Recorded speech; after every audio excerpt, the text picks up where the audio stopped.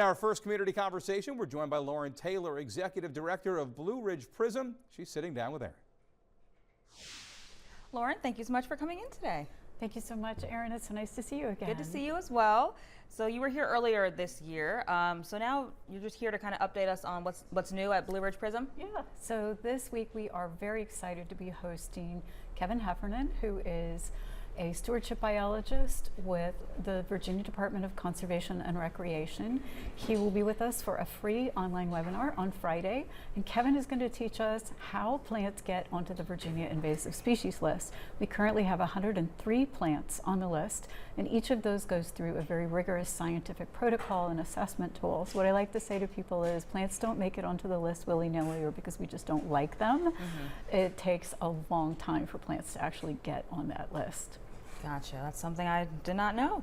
And so what's an invasive plant that we might see in Charlottesville this time of year? So right now, Asiatic bittersweet is very visible because of the bright red berries and the yellow capsules. And this is a vine that is destroying our tree canopy. And I think there's a photo of that I took last year at Penn Park here in Charlottesville, where you can see that it is completely draping over the trees. This is one that we call a 5-alarm fire species because of how rapidly it is spreading across the Virginia landscape. So the birds eat the berries and they spread them out through the woods, and it's really wreaking havoc. And then what can people do this time of year and in the winter as well to manage invasive plants?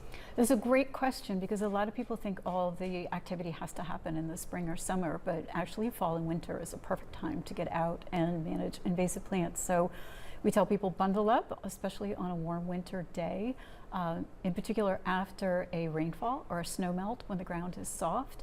And one of the benefits of working in the winter is that our native plants have gone into hibernation, and so you won't do any damage to the native plants. And so this is a great time for tree rescue work, where you can remove the vines that are killing the trees and you can remove the invasive shrubs in the ground cover. So easy access, great time. That's great. And then do you all offer any training to help people manage invasive plants? We do. So we have 3 upcoming trainings next month. We have 2 free online webinars, one on how to identify invasive plants in the winter, one on how to control invasive plants in the winter.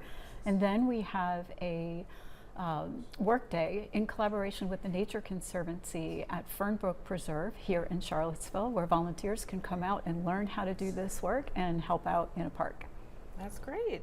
And then how can people find out more information if they're interested?